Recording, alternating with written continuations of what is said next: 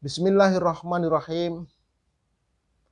Assalamualaikum warahmatullahi wabarakatuh. Innal hamdalillahi nahmaduhu wa nasta'inuhu wa nastaghfiruh wa na'udzu billahi min syururi anfusina wa min sayyiati a'malina. May yahdihillahu fala mudhillalah wa may yudlil fala hadiyalah. Asyhadu an la ilaha illallah wahdahu la syarikalah wa asyhadu anna Muhammadan abduhu wa rasuluhu la nabiyya ba'da. Amma ba'd. Hamba-hamba Allah yang dirahmati oleh Allah Subhanahu wa taala, tiada kata yang pantas untuk senantiasa kita ungkapkan kecuali puji dan syukur kehadirat Allah Subhanahu wa taala. Salawat beruntaikan salam semoga senantiasa Allah sampaikan keharibaan putra Abdullah, buah hati Aminah kekasih Allah, Nabi kita Muhammad sallallahu alaihi wasallam.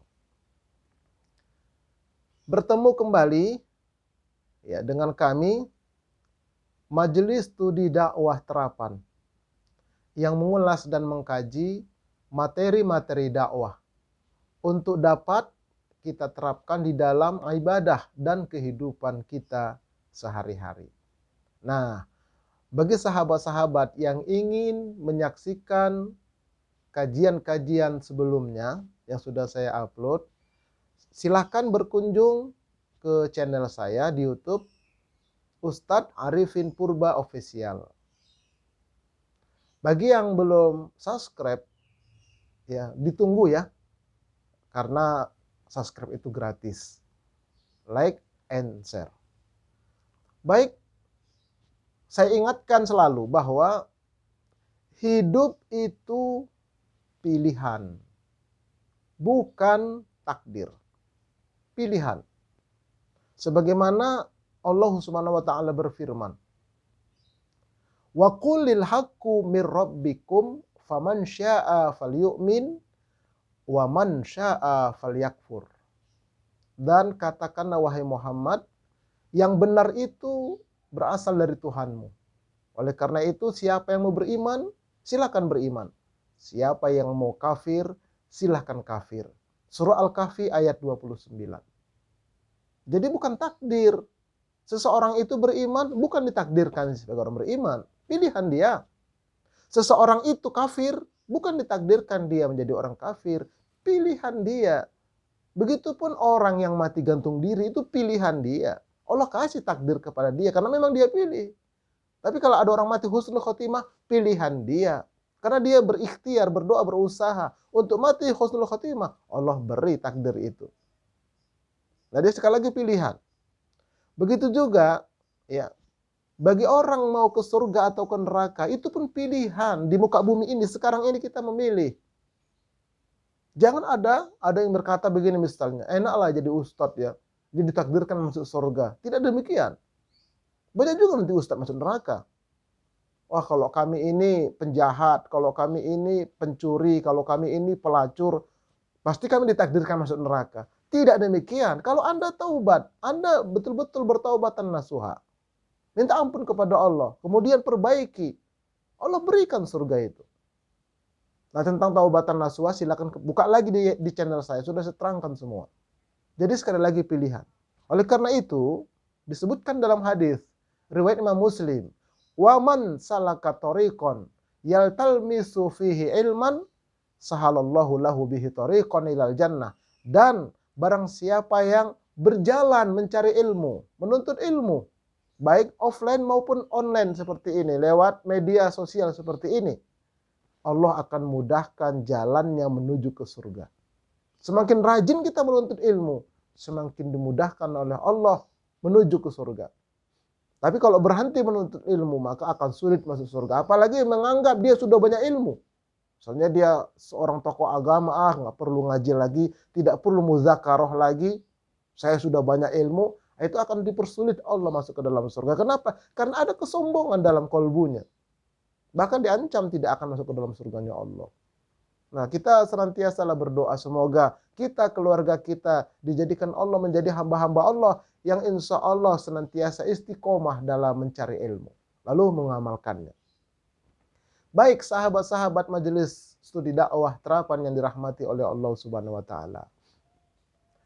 Ada ungkapan begini, musuh-musuh Islam tidak akan takut kepada umat Islam sebelum umat Islam itu semangat sholat subuhnya berjamaah seperti sholat Jumat banyaknya. Nah, itu ada ungkapan seperti itu. Saya kira benar. Apalagi di akhir zaman ini. Musuh-musuh Islam tidak takut kepada Islam meskipun kita banyak. Meskipun kita banyak, mereka tidak ada takutnya. Kenapa? Karena mereka punya prinsip. Ya, kalau umat Islam sholat subuhnya itu belum seperti sholat Jumat, kami tidak takut. Kenapa begitu? Nah, karena ternyata ya orang-orang yang sholat subuh berjamaah itu jumlahnya sangat sedikit, dan itulah sesungguhnya orang yang beriman. Sementara yang tidak sholat subuh, kebanyakan tidak sholat subuh, sholatnya di rumah dan sebagainya, atau kesiangan dan seterusnya, nah, di sana ada penyakit kemunafikan. Jadi mereka tidak takut musuh-musuh Islam. Nah, oleh karena itu, mari sama-sama kita ikuti ya pada pengajian kita ini. Sebagian besar umat Islam ya dari kaum muslimin pada saat sholat subuh itu masih banyak yang tertidur nyenyak. Kata iblis, bagus katanya. Karena iblis ini ya sangat luar biasa ini, ingin menyesatkan manusia. Baik, sahabat-sahabat Majelis Studi Dakwah Terapan yang dirahmati oleh Allah Subhanahu wa taala.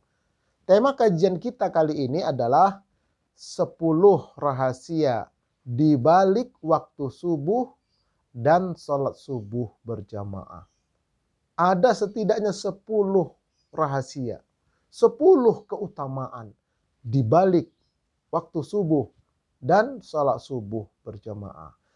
Bagaimana penjelasannya? Tetap bersama saya, jangan kemana-mana. Baik, sahabat-sahabat Majelis Studi Dakwah Terapan yang dirahmati oleh Allah Subhanahu wa taala. Allah bersumpah atas nama waktu subuh. Di dalam firman-Nya, wal fajr, demi waktu fajar. Sepakat ulama mengatakan demi waktu subuh. Jadi Allah bersumpah atas nama waktu subuh. Ya. Tidaklah Allah bersumpah di dalam Al-Quran atas nama sesuatu, pasti di balik sumpah Allah itu terdapat rahasia yang dahsyat. Demikian dikatakan oleh para ulama tafsir. Ya. Wadduha, demi waktu duha. Pasti ada rahasia di sana. Nah, kemudian walaili, demi waktu malam. Jadi Allah bersumpah atas nama sesuatu dalam Quran. Termasuk Allah bersumpah atas nama waktu fajar, waktu subuh. Pasti ada rahasia di balik itu. Karena Allah sampai mengangkat dia sebagai sumpah. Ini sahabat-sahabat sekalian. Nah, oleh karena itu mari kita lihat apa rahasianya. Yang pertama, Allah Subhanahu wa taala turun ke langit dunia pada sepertiga akhir malam menjelang masuknya waktu subuh. Allah turun ke langit dunia. Nah, ini disebutkan dalam hadis. Rasulullah SAW bersabda, An Abi Hurairah radhiyallahu anhu, dari Abu Hurairah semoga Allah meridhoinya, anna Rasulullah sallallahu alaihi wasallam qol, bahwasanya Rasulullah sallallahu alaihi wasallam bersabda, yanzilu rabbuna tabaraka wa ta'ala, turunlah Tuhan kita, Tuhan kami yang maha memberi berkah dan maha tinggi. Kulla lailatin ilas sama'id dunya, setiap malam ke langit dunia.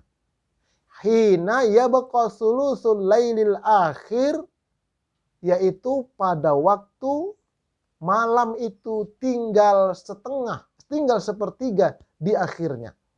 Sepertiga akhir malam. Kira-kira begitu. Sepertiga akhir malam itu ya kira-kira dimulai dari 3:30. Dari 3:30 sampai waktu subuh.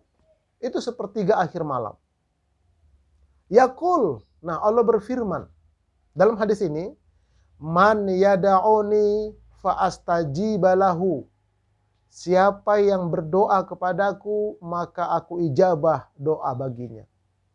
Di sepertiga akhir malam itu dia berdoa dengan doa yang benar, dengan syarat dan rukun doa. Nanti kapan-kapan insya Allah kita akan kaji itu. Tapi dia berdoa dengan khusyuk. Allah ijabah doanya itu. Baik segera maupun ditunda oleh Allah. Baik di dunia atau di akhirat nanti. Karena doa-doa itu ada yang diijabah di dunia, ada yang diijabah di akhirat. Karena kata Allah memang mungkin lebih pantas nanti di akhirat. Untuk seseorang hamba yang berdoa itu. Yang kedua, man yas'aluni fa'utiyahu. Dan siapa yang meminta kepadaku, aku berikan kepada dia permintaannya itu. Apa bedanya berdoa dengan meminta? Kalau meminta ini lebih spesifik dia, lebih khusus. Ada hajat dia. Yang betul-betul urgent, penting. Ya, ada dia minta kepada Allah di sepertiga akhir malam itu. Allah berikan permintaannya itu. Nah, kemudian yang ketiga, man yastaghfiruni fa'aghfiru lahu. Dan siapa yang minta ampun kepadaku, aku ampunkan dosa-dosanya. Ini bertaubatan nasuha itu paling afdol sepertiga akhir malam. Nah, tentang cara bertaubatan nasuha, silakan buka lagi di channel saya. Sudah saya jelaskan. Sepertiga akhir malam. Nah, disitulah kita kalau kita berdoa, Allah ijabah doa-doa kita. Kalau kita minta secara khusus yang memang kita sangat memerlukannya, Allah berikan permintaan kita itu. Dan siapa yang bertaubat dengan taubatan nasuha, Allah ampunkan dosa-dosanya pada sepertiga akhir malam. Ini hamba-hamba Allah. Baik, hadis ini diriwayatkan oleh Imam Al-Bukhari dan Imam Muslim. Bahkan ada penjelasan dari para pakar kesehatan. Ya, di rumah sakit besar, itu sepertiga akhir malam menjelang subuh itu pasien dibangunkan. Dibangunkan disuruh menghirup udara segar. Karena menurut pakar, udara yang kita hirup ini adalah oksigen O2. Tapi sepertiga akhir malam sampai waktu subuh, dia bukan hanya O2 tetapi O3. Lebih murni, lebih bersih. Nah, itu makanya kalau di kampung-kampung itu, ya mau sholat subuh ke masjid, ada bapak-bapak sudah tua naik sepeda, sepedanya sudah agak tua juga, krek. Saya pun jalan, ditegur, nah Ustadz, saya duluan ya, silahkan Mbah, monggo silahkan duluan. Kita sambil berjalan menuju masjid. Udara segar. Jangan ditutup mulut, ditutup hidung ketika pagi-pagi itu. Kenapa? Sangat segar udara. Ini sahabat-sahabat Allah. Ya, sahabat-sahabat majelis studi dakwah Terapan, hamba-hamba Allah. Jadi oleh karena itu, kalau kita bangun sepertiga akhir malam itu, atau bangun subuh itu, udaranya masih segar. Dan kita akan selalu sehat. Ini hamba-hamba Allah. Nah, kemudian Allah turun ke langit dunia. Jadi ternyata langit itu ada 7 lapis. Wa banaina fauqakum sab'an shidada. Dan kami bangun di atas kalian itu 7 lapis langit yang kokoh. Jadi kita ini berada di kolong langit pertama. Bintang-bintang, planet-planet yang jumlahnya miliaran itu, matahari itu, semuanya berada di kolong langit pertama. Gugusan-gugusan galaksi yang jumlahnya miliar itu semua berada di kolong langit pertama. Nah, kemudian Allah ciptakan 7 lapis langit di atas kita. Wa futihatis sama'u fakanat abwaba. Lalu kami bukakanlah pintu-pintu langit itu, maka terbukalah pintu-pintu itu. Jadi dibukakan pintu langit pertama, ketika Rasulullah Mi'raj, ya. Maka di kolong langit kedua seperti itu juga. Banyak planet-planet, bintang-bintang, matahari dan seterusnya. Kemudian dibukakan pintu langit kedua. Begitu besoknya. Di kolong langit ketiga juga seperti demikian. Makanya Nabi Allah Isa, Nabi Allah Idris itu hidup di kolong langit ketiga. Bagaimana sistem kehidupannya? Wallahu a'lam bishawab. Begitu di kolong langit keempat sampai kolong langit ketujuh. Nah, di atas langit ketujuh, arasnya Allah Subhanahu wa ta'ala. Nah, jadi sangat kecil kita ini. Sangat kecil sekali bumi kita ini. Apalagi diri kita. Ya Allah ya Rabb. Itulah makanya Allah itu Rabb. Maha Pencipta dan Pengatur alam semesta ini. Baik. Nah, kemudian ini analoginya bahwa bumi, planet-planet semua ini berada di kolong langit pertama. Kemudian di kolong langit kedua juga demikian. Kolong langit ketiga juga seperti itu. Kolong langit keempat sama seperti di kolong langit pertama. Kolong langit kelima, kolong langit keenam, kolong langit ketujuh, sampai di atas langit ketujuh ada arasnya Allah Subhanahu wa taala. Kemudian Allah Subhanahu wa taala turun ke langit dunia. Sepertiga akhir malam. Ini yanzilu Rabbuna, turun Allah ke langit dunia. Sepertiga akhir malam. Baik. Ini Allah turun ke langit dunia ini perkara mutasyabihat. Apa itu mutasyabihat? Mutasyabihat ini perkara-perkara yang hanya Allah saja yang tahu. Lalu kita sebagai hamba Allah wajib kita mengimaninya, meyakininya. Teknis cara turunnya serahkan kepada Allah. Itu namanya perkara mutasyabihat. Nah, tidak ada yang dapat mengetahui. Hanya Allah. Kita diperintahkan mengimaninya. Ini hamba-hamba Allah ya. Baik. Jangan ditanya bagaimananya. Bagaimana turunnya? Tidak boleh. Atau menyamakannya. Ya, tidak boleh menyamakannya. Jangan katakan berarti sama dong dengan makhluk. Makhluk juga turun. Tidak boleh. Nah, itu berarti tidak mengimani namanya. Ya. Juga kita harus serahkan kepada Allah. Ya. Tentang bagaimananya. Hanya Allah yang tahu. Kita tidak tahu. Ya, hanya Allah yang tahu. Mari kita perhatikan firman Allah berikut ini tentang perkara mutasyabihat. Ya, kita perhatikan firman Allah dalam surah Ali Imran ayat yang ke-7. Huwallazi anzala 'alaikal kitab. Dialah Allah yang telah menurunkan atas engkau Al-Qur'an. Alkitab, Al-Qur'an kata ulama tafsir. Jadi Allah menurunkan Al-Qur'an kepada Rasulullah. Ya, dengan cara berangsur-angsur. Nanti kita akan kaji tentang bagaimana nuzul Quran insyaallah. Minhu ayatum muhkamat hunna ummul kitab. Sebahagian isi dari Al-Quran itu adalah ayat-ayat muhkamat. Ayat-ayat yang jelas. Tentang hukum jelas dia. Hunna ummul kitab. Nah, ayat-ayat muhkamat itulah sebahagian besar isi Al-Quran. Ya, bisa dikatakan hampir 85-90% Al-Quran itu ayat-ayatnya adalah muhkamat. Bisa ditafsir, bisa dijelaskan oleh ulama-ulama tafsir. Begitu. Bisa dijabarkan dia. Bisa bermakna banyak dia. Itu namanya ayat-ayat muhkamat. Dan itulah mayoritas isi Al-Quran. Wa ukharu mutasyabihat. Tapi ada sebagian kecilnya ayat-ayat Al-Quran itu namanya mutasyabihat. Kira-kira 10% atau mungkin bisa 15%. Nah, misalnya itu alif lam mim. Itu mutasyabihat. Hanya Allah yang tahu. Nun, qaf, ha mim. Itu hanya Allah yang tahu hakikatnya. Itu namanya termasuk ayat mutasyabihat. Yadullah, tangan Allah. Nah, Allahus Sami, Allah Maha mendengar. Apakah pakai kuping? Hanya Allah yang tahu. Allahu Basir, Maha melihat. Apa pakai mata? Tidak, mutasyabihat dia. Hanya Allah yang tahu. Itulah isi Al-Quran kurang lebih 10% mutasyabihat itu. Fa'amal ladzina fi qulubihim zaigh. Nah, di sini dia masalahnya. Maka adapun orang-orang yang di dalam kolbu mereka itu penyakit. Nah, ada penyakit nifak, ada penyakit syirik, ada penyakit kufur, ya, ada penyakit, ya seperti itulah, penyakit-penyakit hati. Ada penyakit dalam hatinya. Fayattabi'una ma tasyabaha minhu ibtigha'al fitnah wa ibtigha'a ta'wili.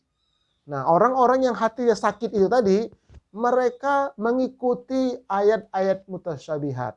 Mereka mengulas, mereka mentafsir, mereka memberikan takwil.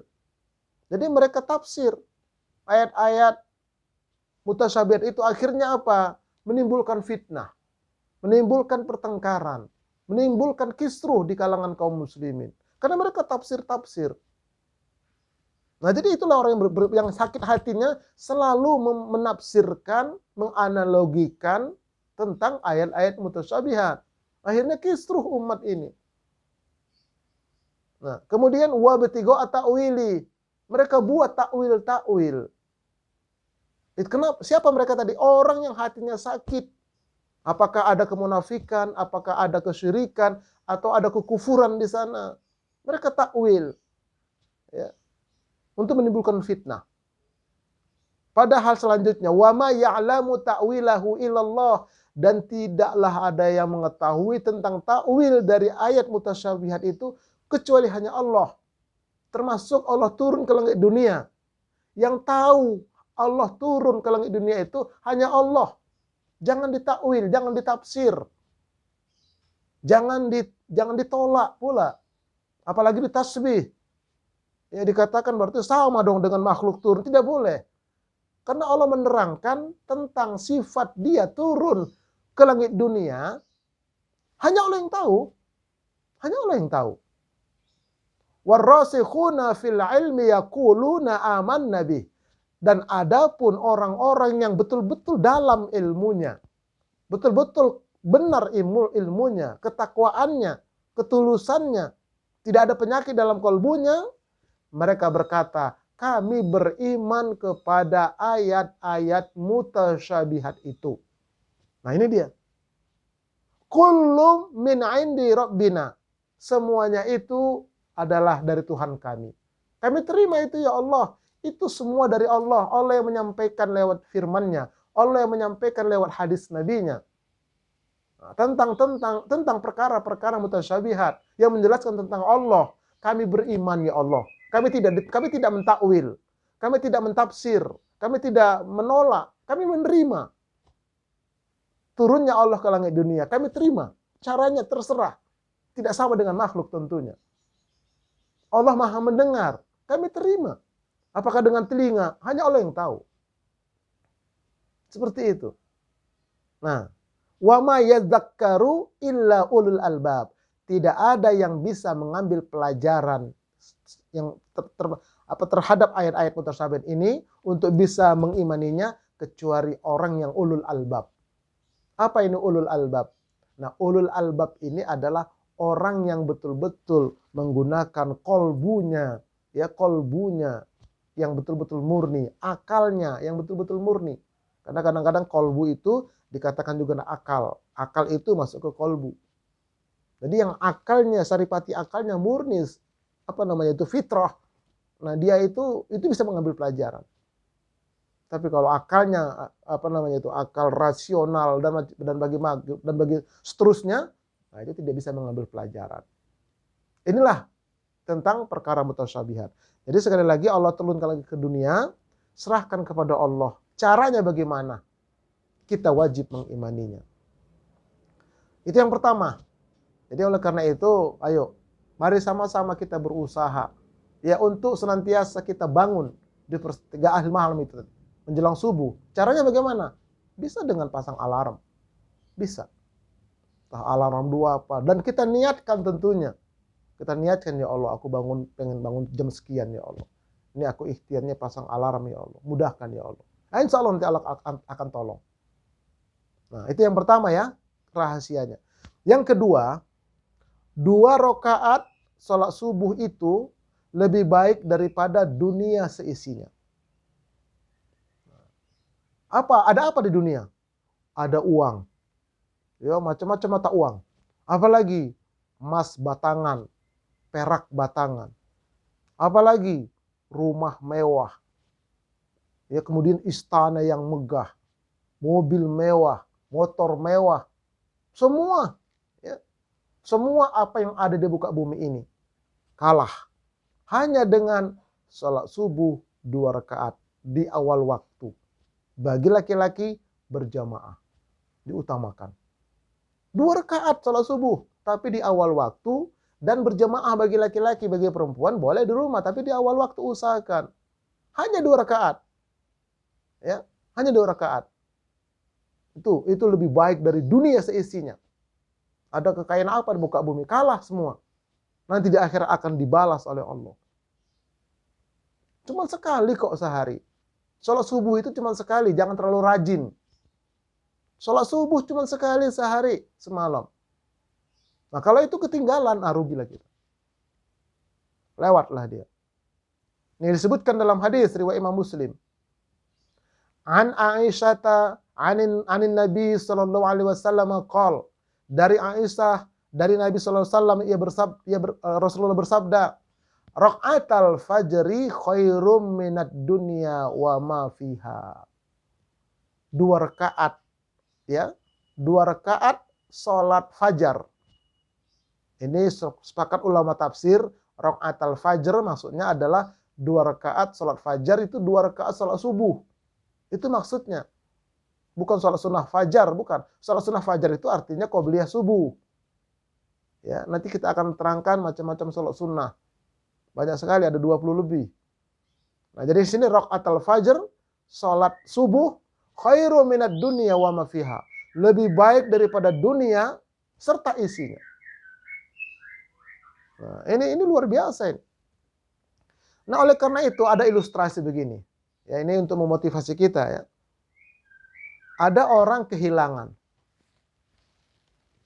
Mana tadi? Saya lagi mencari ini.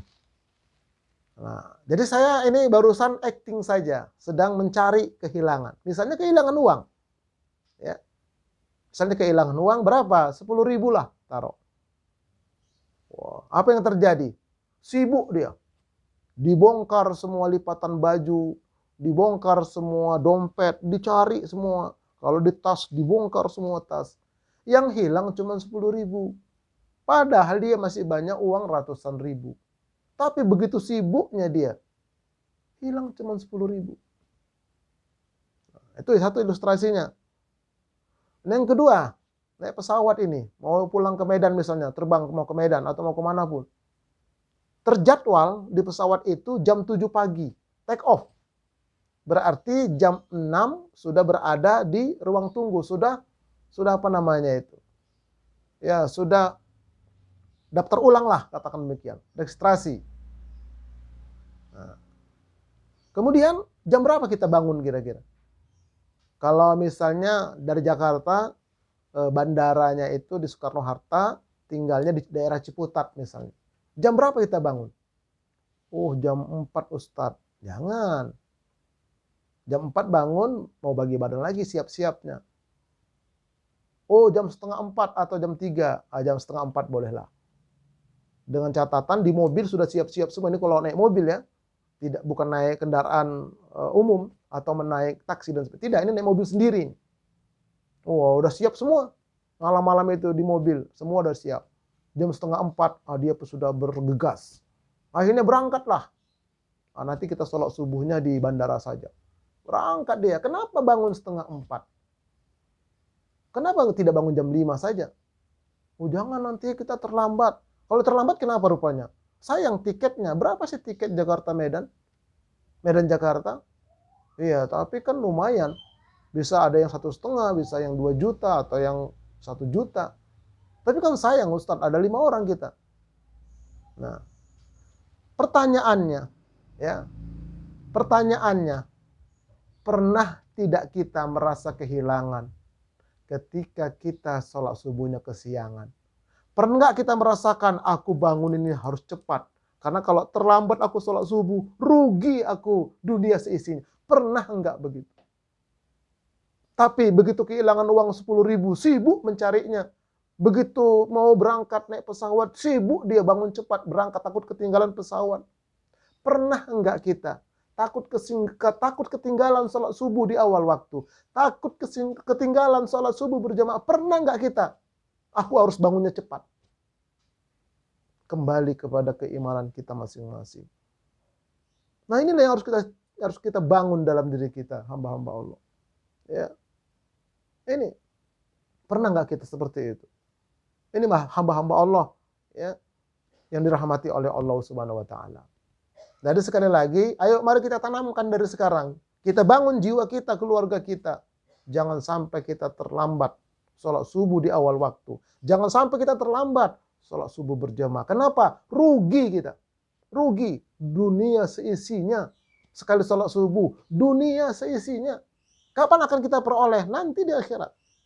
Itu keimanan. Inilah yang kedua rahasianya. Ya. Nah, oleh karena itu, semoga kita dibukakan hati kita oleh Allah, bisa kita mengamalkannya. Insyaallah.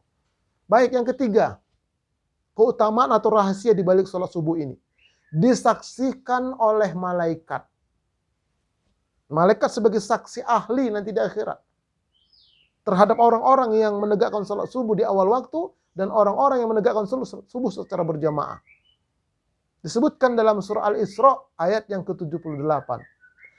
Aqimis sholata liduluki syamsi ila ghasaqil lail wa qur'anal fajr. Dirikanlah sholat tergelincir matahari, sejak tergelincir matahari sampai datangnya malam. Dan dirikan sholat Quran fajar. Jadi menurut ulama tafsir, sholat zuhur, sholat asar, sholat maghrib, sholat isya. Itu liduluki syamsi ila ghasaqil lail. Nah kemudian wa Qur'anal fajr, Quran fajar itu salat subuh. Inna Qur'anal fajr kana mashhuda. Sesungguhnya salat Quran fajar, sesungguhnya salat subuh adalah disaksikan oleh para malaikat. Nah jadi kenapa dikatakan Quran fajar? Ini menurut ulama-ulama tafsir, dikatakan sholat subuh itu sebagai Quran fajar, artinya ketika sholat subuh itu, apalagi menjadi seorang imam, minimum yang dibaca rakaat pertama itu surah Al-A'la, yang pangkal ayatnya Sabbihisma. Rakaat kedua yang dibaca adalah surah Al-Ghashiyah, pangkal ayatnya Hal ataka haditsul Ghashiyah. Minimum itu, sebagai imam terutama. Ya. Jangan sebagai imam ketika sholat subuh, rakaat pertama dibaca wal asri, rakaat kedua dibaca inna a'toina. Itu berarti tidak memahami tentang makna daripada ayat ini. Itu minimum. Nah kalau mau yang lebih agak panjang, lebih bagus. Apalagi subuh masih fresh. Dan usahakan imamnya itu betul-betul qori. Jadi kita sebagai makmum enak kita menyimaknya. Ya enak kita menyimaknya. Makanya sebagai DKM, masjid ini terutama, cobalah usahakan itu pilih imam yang betul-betul dia itu qori, yang bagus, yang merdu, yang enak didengar. Jadi lebih khusyuk kita menjalankan atau menegakkan sholat subuh tersebut. Ini hamba-hamba Allah yang harus kita resapi bersama-sama. Nah, jadi inilah disaksikan oleh para malaikat sholat subuh berjamaah itu. Ya. Nah, kemudian selanjutnya lagi, malaikat penjaga siang dan malaikat penjaga malam itu aplusan. Ya, bergantian tugas itu pada dua keadaan. Disebutkan dalam hadis riwayat Imam Bukhari. An Abi Hurairah, dari Abu Hurairah, anna Rasulullah sallallahu alaihi wasallam qol, bahwa Rasulullah sallallahu alaihi wasallam telah bersabda, yata'aqabuna fikum malaikatum bil laili wa malaikatun bin nahar. Bergantianlah di tengah-tengah kalian malaikat penjaga siang dan malaikat penjaga malam. Jadi di alam semesta ini, terutama di bumi kita ini, Allah siapkan, Allah jadikan ada malaikat penjaga. Malaikat penjaga ini tidak ada yang bisa mengalahkan. Iblis, setan, jin tidak bisa mengalahkan. Karena memang itu adalah betul-betul dari Allah. Jadi malaikat penjaga siang, malaikat penjaga malam. Ya. Itu selalu itu bergantian mereka itu. Wa yajtami'una fi sholatil fajr wa sholatil asr. Nah, di sini dia. Malaikat-malaikat tadi itu penjaga siang dan penjaga malam, mereka bertemu aplusannya itu waktu sholat subuh dan waktu sholat asar. Di situ mereka itu bertemunya. Ya, istilahnya malaikat penjaga kalau misalnya sholat subuh ini, malaikat penjaga malam itu berada di muka bumi. Kemudian malaikat penjaga siang datang, turun dia. Ketemu. Udah tugas kalian? Sudah. Sekarang gantian ya, kami yang akan bertugas menjaga siang ini. Oh silakan. Nah, maka malaikat-malaikat malam ini juga menerima itu. Summa ya'rujul ladzina batu fikum. Nah, kemudian malaikat malam itu naik dia. Baik kalau begitu ya.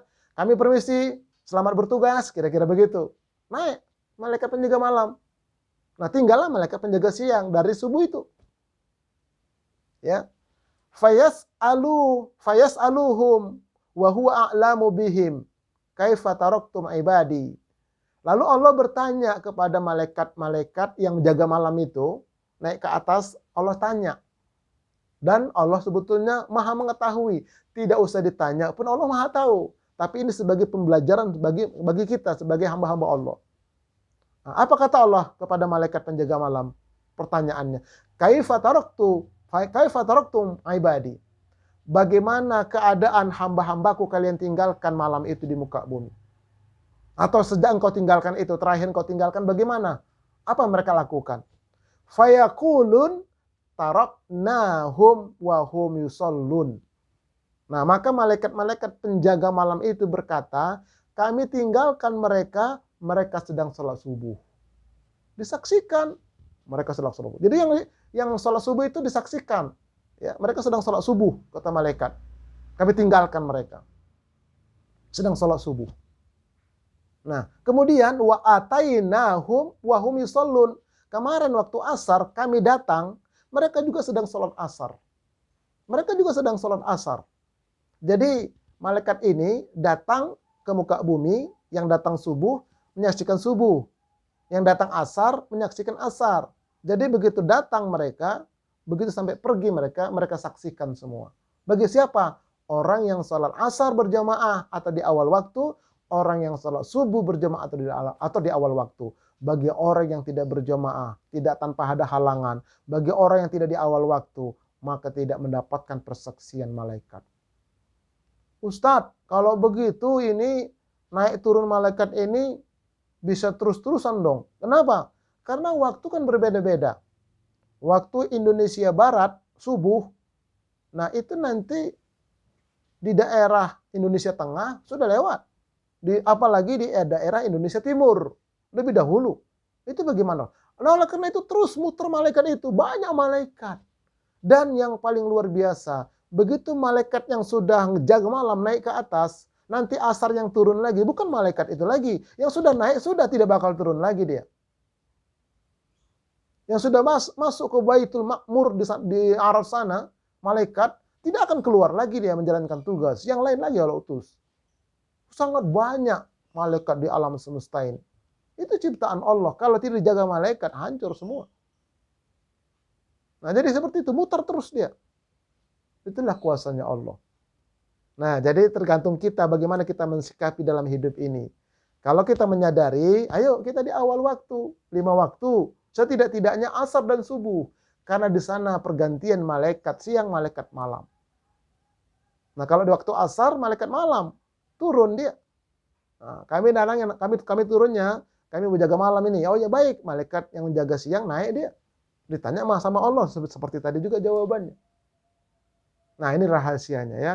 Jadi karena itu, ayo kita bangun subuh, kita sholat subuh berjamaah bagi laki-laki yang sehat, kemudian di awal waktu bagi wanita atau laki-laki kurang sehat, supaya apa? Disaksikan oleh para malaikat. Nanti di hadapan Allah sebagai saksi ahli. Nah, sekarang yang keempat, mendapatkan cahaya yang sempurna pada hari kiamat. Nah, ini akan mendapatkan cahaya. Sebelum jembatan Shiratal Mustaqim itu sangat gelap. Setelah kita mendapat buku catatan amal kita dipersilakan untuk melintasi jembatan itu sangat gelap. Nah, tentang pembagian buku catatan dan seterusnya, kembali lagi kepada channel saya. Sudah saya jelaskan semua. Insya Allah sudah ada keterangan semua. Nah, kemudian ya, disebutkan dalam hadis riwayat Imam Muslim, anna Thauban maula Rasulillah sallallahu alaihi wasallam. Dari Thauban pembantunya Rasulullah sallallahu alaihi wasallam. Jadi Thauban ini meriwayatkan bahwa ada salah seorang Yahudi, ya, salah seorang Yahudi itu bertanya kepada Rasulullah. Faqala al-Yahudi, aina yakunun nasu? Di mana manusia? Ketika engkau bacakan kepada kami, yauma tubaddalul ardu ghairal ardi was samawat. Pada hari itu digantilah bumi dengan bumi yang lain. Langit diganti dengan langit yang lain di padang mahsyar sana. Buminya bukan bumi kita ini, tapi bumi mahsyar. Langitnya bukan langit kita ini, tapi langit mahsyar. Di mana manusia ketika itu? Kata orang Yahudi. Faqala Rasulullah sallallahu alaihi wasallam, maka Rasulullah sallallahu alaihi wasallam pun bersabda, hum fi zulumati dunal jisr. Mereka berada pada kegelapan sebelum naik ke atas jembatan. Nah, gelap sekali. Ini diterangkan dalam hadis. Oleh karena itu, ketika itu sangat diperlukan cahaya. Sebagaimana ini disebutkan dalam surah Al-Hadid, ayat yang ke-12, tentang pentingnya cahaya nanti di akhirat sana. Yauma taral mu'minina wal mu'minat. Pada hari itu nanti engkau melihat orang mukmin laki-laki dan orang mukmin perempuan. Yas'anuruhum baina aidihim wa bi'aimanihim. Mereka itu ya mempunyai cahaya, ada yang di sebelah kanannya dan ada yang di sebelah kirinya.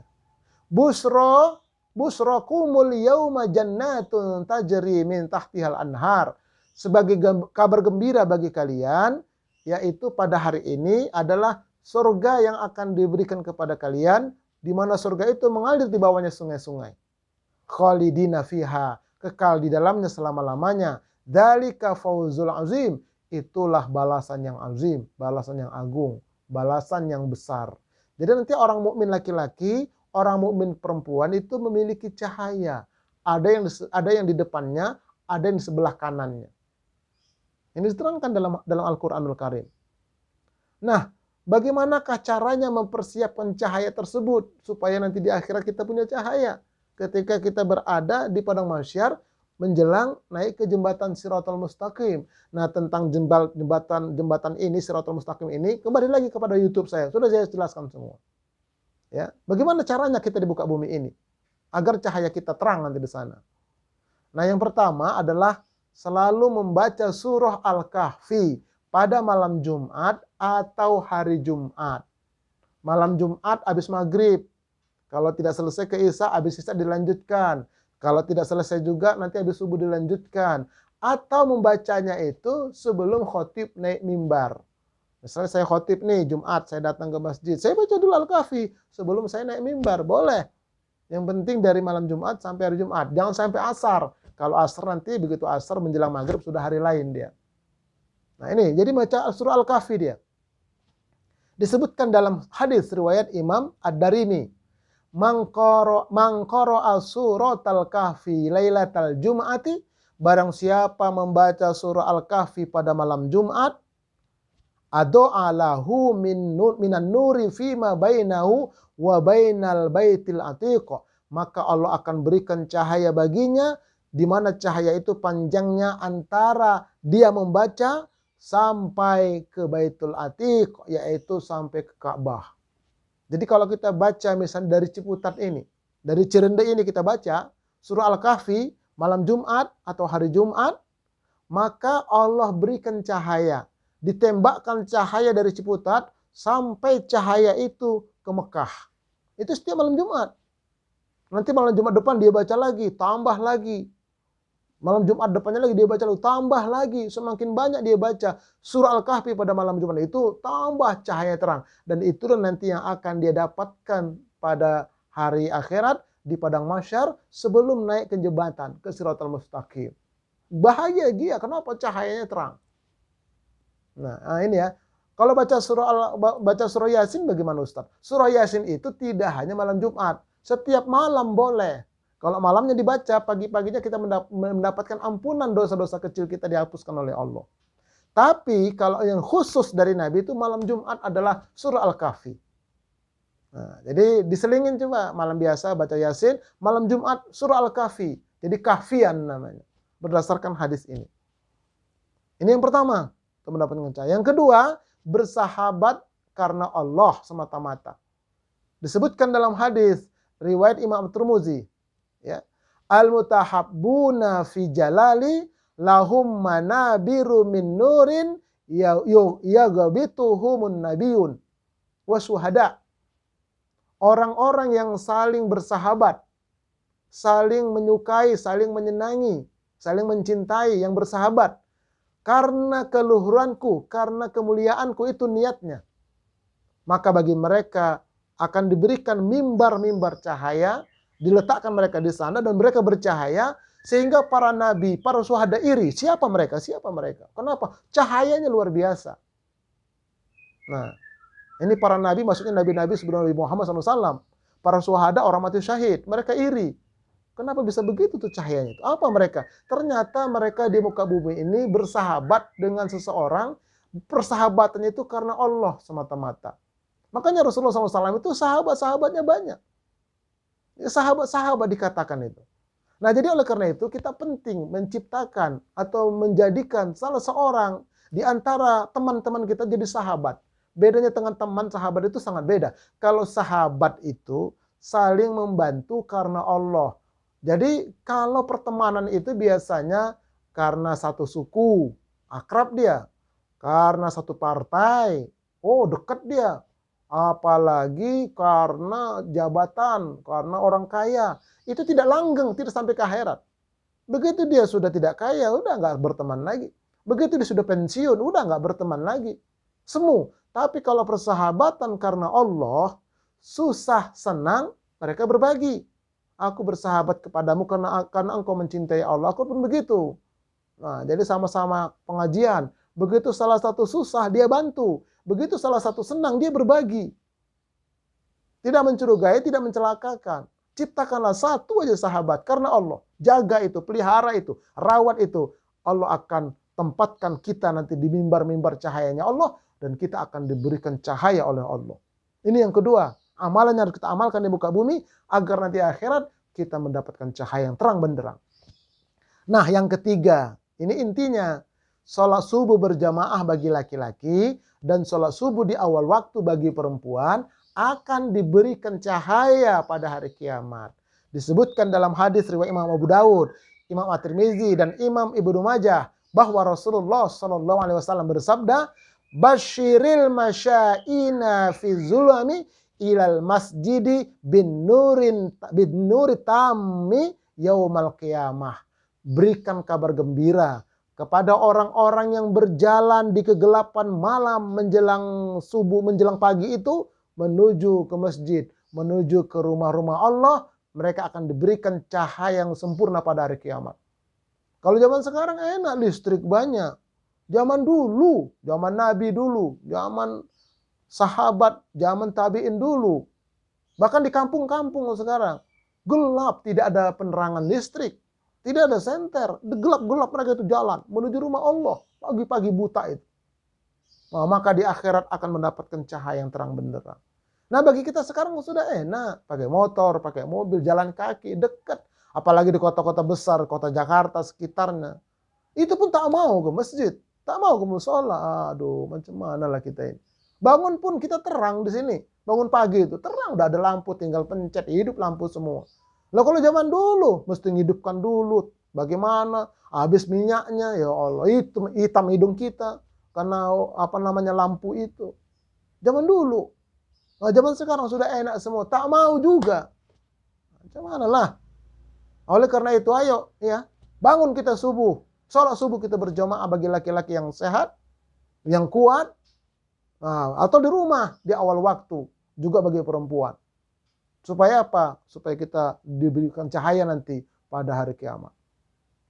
Nah, berjalan, ditambah lagi berjalan menuju masjid dia baca doa. Ini lebih spesifik lagi. Ini doanya nih. Ya silakan dipoto boleh nanti. Nah, di slide dipoto. Ini baca doanya dari hadis ini sahih. Riwayat Imam Muslim. An Abdullah bin Abbas, dari Ibnu Abbas, Abdullah bin Abbas.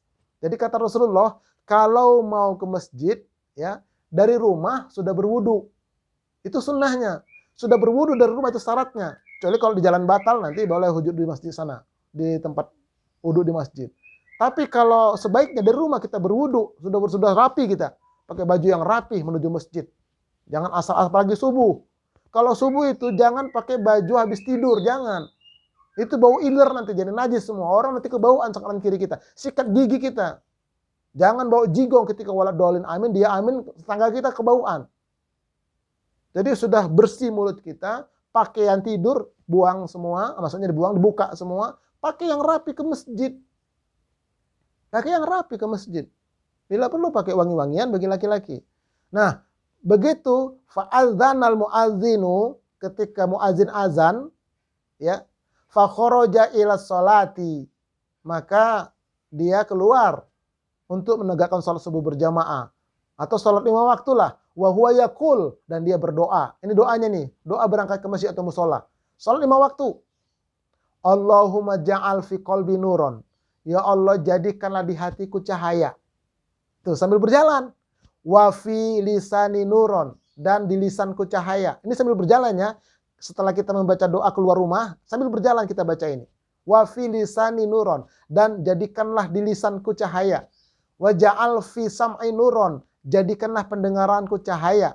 Wa ja'al fi basari nuron, jadikanlah penglihatanku ini cahaya. Wa ja'al min khalfi nuron, jadikanlah arah belakangku cahaya.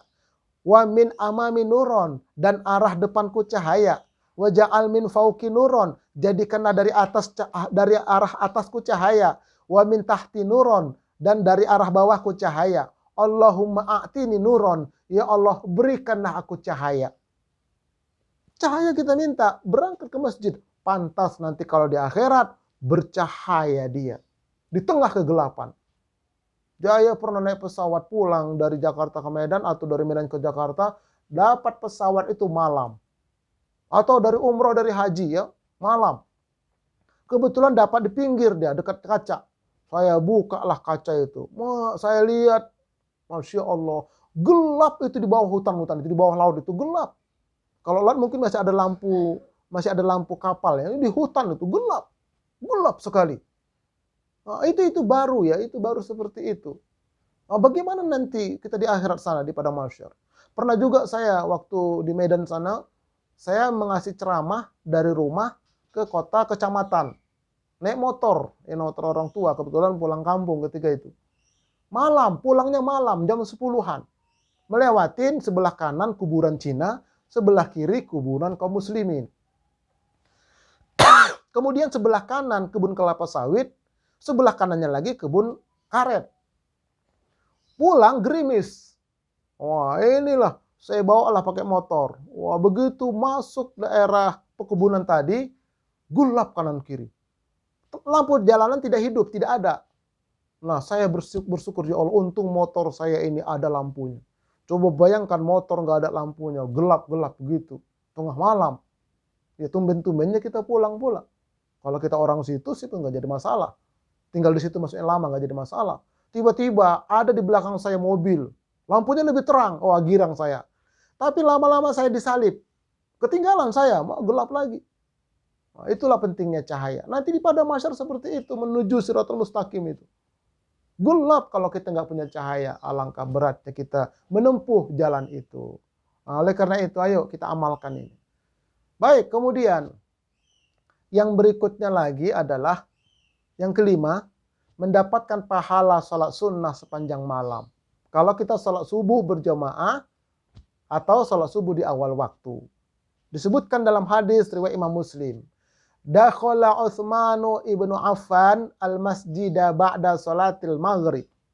Faqa'ada wahdahu faqa'adtu ilaihi. Jadi Utsman bin Affan ini masuk ke masjid, tiba-tiba ada salah seorang sahabat ya duduk di hadapanku. Ya. Faqala, maka orang itu berkata, "Ya ibna akhi, wahai anak saudaraku. Sami'tu Rasulullah sallallahu alaihi wasallam, ya. Aku telah mendengar Rasulullah sallallahu alaihi wasallam bersabda." Ini Utsman berkata kepada sahabat yang datang kepada dia maksudnya. Utsman berkata, "Aku telah mendengar Rasulullah sallallahu alaihi wasallam bersabda, Man shallal isya fi jama'atin faka'anna ma qama nisfal lail." Barang siapa yang sholat isya secara berjamaah bagi laki-laki, atau bagi perempuan sholat isya di awal waktu di rumah, maka dia mendapatkan pahala setengah malam, pahala sholat sunnah. Setengah malam itu dari kapan? Dari mulai terbenam matahari sampai jam 12 malam. Sholat sunnah terus dia. Nggak usah seperti itu. Sholat isya berjamaah saja atau sholat isya di awal waktu saja, itu pahalanya seperti sholat malam setengah malam. Luar biasa ya. Nah, tetapi yang lebih luar biasa, lanjutan hadisnya, man shalla subha fi jama'atin faka'annama shallal laila kullahu. Dan barang siapa yang sholat subuh secara berjamaah bagi laki-laki yang sehat, atau bagi perempuan boleh berjamaah kalau di masjid itu diadakan tempat, atau di rumahnya, atau laki-laki yang sholat kurang sehat di rumahnya juga, sholat subuh di awal waktu itu, maka pahala dia seperti sholat sunnah satu malam penuh. Dari terbenam matahari sampai terbit matahari. Itu sholat sunnah terus dia.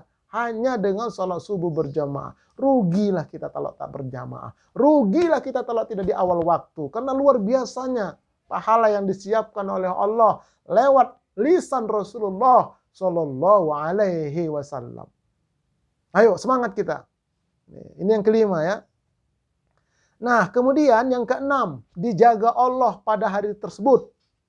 Ya, disebutkan dalam hadis an Anas bin Malik an Anas bin Sirin ibni Sirin qol sami'tu Jundaba ibni Abdillahi yaqul qala Rasulullah sallallahu alaihi wasallam man shalla subha fahuwa fi zimmatillah.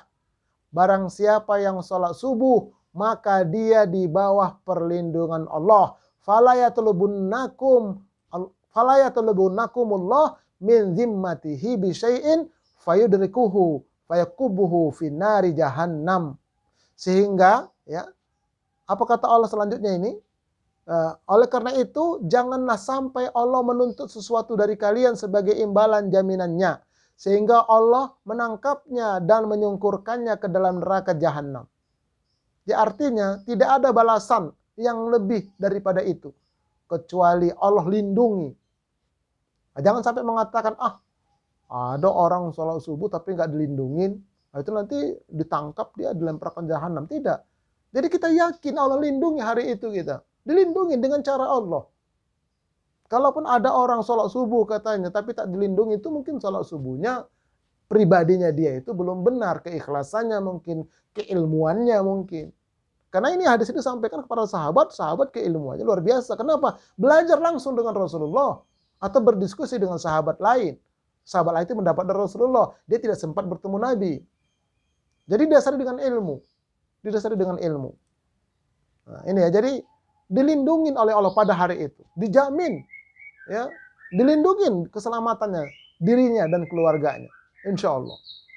Ini keutamaan yang keenam. Nah yang ketujuh, terbebas dari sifat munafik. Ya. An Abi Hurairah qala Nabi sallallahu alaihi wasallam, laisa salatun asqala 'alal munafiqin minal fajr wal isya. Ya. Tidaklah ada salat yang lebih berat bagi orang munafik itu kecuali salat subuh dan salat isya. Seandainya mereka mengetahui kebaikan yang ada pada keduanya, mereka akan mendatanginya walaupun dengan merangkak-rangkak. Sungguh aku berkeinginan untuk memerintahkan seorang muazin, sehingga salat ditegakkan, dan aku perintahkan seseorang untuk mengimami salat mereka. Lalu aku menyalakan api dan membakar rumah-rumah orang yang tidak keluar untuk salat berjamaah tanpa ada alasan yang benar. Ini tegas Nabi. Laki-laki misalnya nggak salat berjamaah, Nabi akan bakar tuh rumahnya tanpa ada alasan syar'i bagi dia. Kenapa? Pentingnya salat berjamaah. Bahkan kata Nabi di sini, orang munafik itu berat sekali kalau mau salat subuh, berat sekali kalau mau salat isya. Itu orang munafik, ada kemunafikan dalam hatinya. Nah, bagaimana cara melihat kepada diri kita? Coba, satu pekan itu kan ada 7 kali salat subuh. Berapa kali kita berjamaah bagi laki-laki ke masjid atau ke mushola? Berapa kali kita sholat di awal waktu? Selama 7 kali selama sholat subuh itu, dalam sepekan itu. Kalau cuma 2 kali berjamaah, 2 kali di awal waktu, berarti yang 5 itu dikhawatirkan ada penyakit munafik dia. Nah oleh karena itu pasang alarm. Pasang niat. Minta kepada Allah agar sholat isya di awal waktu, agar sholat subuh di awal waktu, dan berjamaah bagi laki-laki. Supaya apa? Hilang penyakit munafik. Karena kalau penyakit munafik ini dibawa sampai mati, Allah ancam. Innal munafikina fid darkil asfali minan nar walan tajida lahum nasira. Sesungguhnya orang munafik itu ditempatkan di kerak api neraka paling bawah dan tidak ada penolong baginya. Nah, ini hati-hati kita. Makanya kita betul-betul kita harus tegakkan sholat subuh berjamaah bagi laki-laki dan sholat isya juga seperti itu dengan tekad, dengan niat aku tidak mau termasuk orang munafik. Kita bebaskan diri kita dari kemunafikan. Nah, karena Allah tidak akan merubah keadaan satu kaum, tidak akan Allah merubah kecuali orang tersebut yang mau mengadakan perubahan kepada diri dia. Nah, itu yang ketujuh. Nah, kemudian mari kita lihat hadis yang lain. Disebutkan ada Abdullah bin Amr, anna Nabiyya sallallahu alaihi wasallam qala arba'un man kunna fihi kana munafiqan khalisan. Ada 4 hal, ya. Ada 4 hal sifat yang apabila dimiliki oleh seseorang, maka dia menjadi seorang munafik yang murni. Dan barang siapa yang memiliki salah satu di antaranya, dia akan menyimpan salah satu sifat kemunafikan dalam dirinya. Nah, apabila berbicara, ia selalu bohong. Ini dia, yang pertama ini, apabila berbicara dia selalu bohong. Apabila bersepakat, ia khianat. Apabila berjanji, ia mengingkari. Apabila berkompetisi, ia bersifat curang.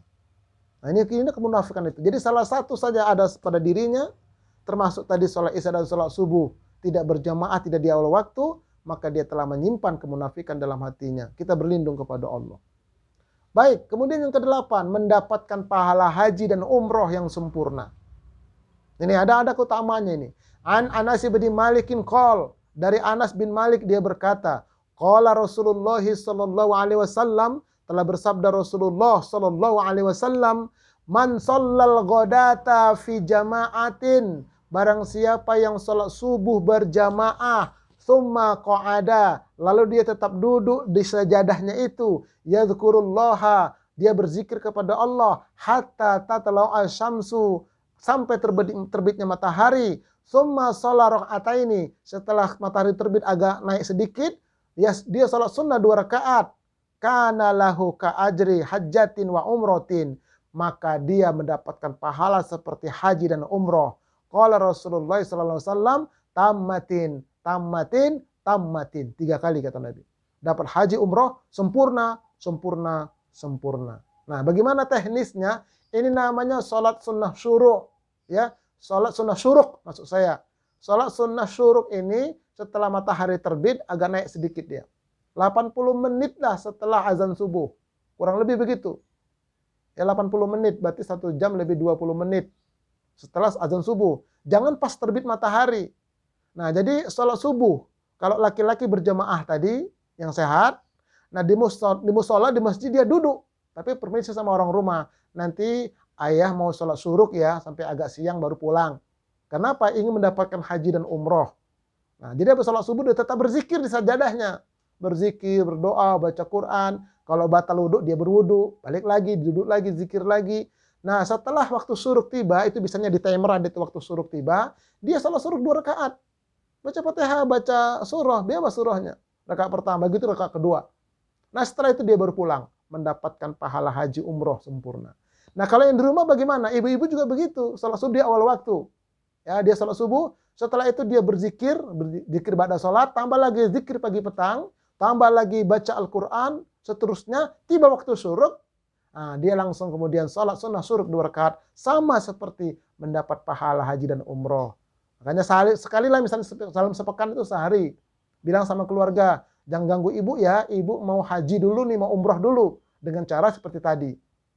Ini luar biasanya. Tapi ada urutannya ya. Tidak boleh misalnya tadi sholat berjamaah di masjid, lalu pulang di rumah, tiba waktu syuruk dia sholat syuruk. Bukan begitu tuntunannya.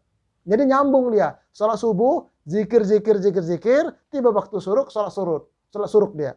Jadi nyambung dia. Ada hubungan sholat subuh dengan sholat syuruk ini. Dan di awal waktu, ya jangan udah setengah 6, jam 6 baru sholat subuh, langsung dia sholat syuruk. Nggak bisa begitu. Jadi di awal waktu dia. Nah, kalau misalnya ahad subuh ada kajian taklim, boleh juga, boleh, termasuk zikir juga. Fadzakir fa inna dzikra tanfa'ul mu'minin. Berikan tausiah. Tausiah itu bermanfaat bagi orang beriman. Sebagian orang mengatakan, sebagian ulama mengatakan boleh. Jadi habis tausiah, suruk sekian, asal. Nah, seperti itu. Ya, ini luar biasa ini keutamaannya. Baik, yang kesembilan, menyaksikan zat Allah pada hari kiamat. Bagi orang yang rajin salat subuh berjamaah. Qul innama ana basyarum mithlukum yuha ilayya annama ilahukum ilahu wahid. Faman kana yarju liqa'a rabbih. Siapa yang ingin bertemu dengan Tuhannya, falyamal amalan sholiha. Beramal solehlah di muka bumi ini, wala yusyrik bi ibadati rabbi ahada. Tapi ingat, jangan melakukan syirik dalam ibadah kepada Allah. Beramal itu diantaranya sholat subuh berjamaah di awal waktu tadi. Itu salah satu amalnya kalau mau bertemu Allah nanti di akhirat. Oh, bertemu Allah ini nikmat yang paling nikmat. Nikmat surga kalah semua kalau kita sudah bertemu dengan Allah. Girangnya luar biasa. Bagaimana caranya, bagaimana teknisnya, serahkan. Karena ini perkara masalah mutasyabihat. Kita yakin Allah menerangkan begitu, sudah kita yakin aja kita akan bertemu dengan Allah. Dan tidak berdesakan, kata Nabi, sebagaimana kalian menyaksikan bulan purnama tidak berdesakan. Begitu nanti kita bertemu dengan Allah. Rasulullah memberikan ibarat seperti itu. Baik, yang berikutnya lagi hadis riwayat Imam Muslim, Imam Bukhari, Imam Muslim. An Jariri qol, kunna julusan 'inda Nabi sallallahu alaihi wasallam idz nazara ilal qamar lailatal badr. Jadi ini tadi keterangannya, kami sedang bersama Nabi. Beliau melihat rembulan di malam bulan purnama itu. Di lapangan, di luar ya. Kemudian beliau bersabda, sesungguhnya kalian akan melihat Rob kalian sebagaimana kalian melihat bulan purnama ini. Dan kalian tidak akan saling berdesakan dalam melihatnya. Maka jika kalian mampu untuk tidak melewatkan melaksanakan sholat sebelum terbit matahari dan sebelum terbenamnya, maka lakukanlah. Kemudian beliau membaca, maka bertasbihlah sambil memuji Rabbmu sebelum terbit matahari dan sebelum terbenam keduanya. Nah, jadi ini maksudnya habis sholat subuh berjamaah tadi, berzikir dan seterusnya. Nah, kemudian terbit matahari, setelah terbit sedikit, barulah kita sholat ini dia, sholat suruk tadi. Maka nanti akan bertemu, melihat dan menyaksikan Allahu Subhanahu wa Ta'ala. Bagi orang yang tidak menyaksikan, walaupun masuk surga, tidak menyaksikan dia. Ada juga yang masuk surga tidak bertemu dengan Allah. Dan itu satu kerugian. Dia bercerita, kamu tadi ketemu Allah. Tidak. Karena Allah tutup hijab bagi dia. Nah, ini khusus ini bagi orang-orang yang mau. Yaitu salat subuh berjamaah di awal waktu. Kemudian tambah lagi kalau bisa tadi. Zikir dan salat syuruk. Ini ya. Baik. Kemudian terakhir. Membuka ikatan setan. An Abi Hurairah radhiyallahu anhu anna Rasulullah sallallahu alaihi wasallam qala yaqidu syaiton ala qafiyati ra'si ahadikum idza huwa nama salasa uqadin. Jadi ketika orang itu tidur ya, setan mengikat kepala orang itu dengan 3 ikatan. Ketika orang itu tidur, ini tidur malam ini. Ustadz, saya kan mau tidur sudah baca ayat kursi, sudah baca istighfar, pertama istighfar, ayat kursi, baca al-ikhlas, baca al-falak, baca an-nas, baca doa mau tidur. Apakah masih diikat? Iya. Karena itu tadi doa-doa untuk berlindung dari gangguan setan, dari gangguan iblis dan sebagainya dari luar. Tapi kalau yang mengikat kepala, ada lagi khusus. Setan itu khusus kerjanya mengikat kepala orang ketika mau tidur. 3 ikatan malah. 3 ikatan kencang sekali. Wayat ribu kulla uqadatin alaikal lailun tawilul. Jadi setiap satu kali ngikat, apa kata setan? Tidur nyenyak ya, tidur panjang ya, jangan bangun-bangun. Diikat sama setan. Setiap satu ikatan. Nanti ikatan kedua begitu lagi. Ikatan ketiga begitu lagi. Wah, luar biasa tuh kepala diikat. Nah, bagaimana cara bukanya? Di sini dia. Ya, farqud, maka bukalah. Fa inis tayqaza fa dzakarallaha in halat uqdatun. Nah, cara membukanya bagaimana? Apabila bangun dari tidur, ya misalnya bangunnya tadi itu jam 4 atau 4:04 atau setengah ya 4:20 sebelum azan atau pas azan misal bangunnya, ya. Maka dia berzikir kepada Allah. Apa zikirnya bangun tidur? alhamdulillahilladzi ahyana. Segala puji bagi Allah yang telah menghidupkan kami, membangunkan kami. Ba'da ma amatana, setelah kami tidur tadi. Ba'da ma amatana wa ilaihin nusur, dan kepada Allah lah kami kembali. Jadi dibaca, dia duduk dulu di sisi tempat tidur itu, dia duduk dulu, apalagi yang sudah tidak muda. Jangan langsung berdiri jalan, jangan, nanti bisa jatuh. Karena darah belum normal dia. Bagi orang yang sudah tidak muda. Kalau tidak mau dikatakan tua, kan begitu.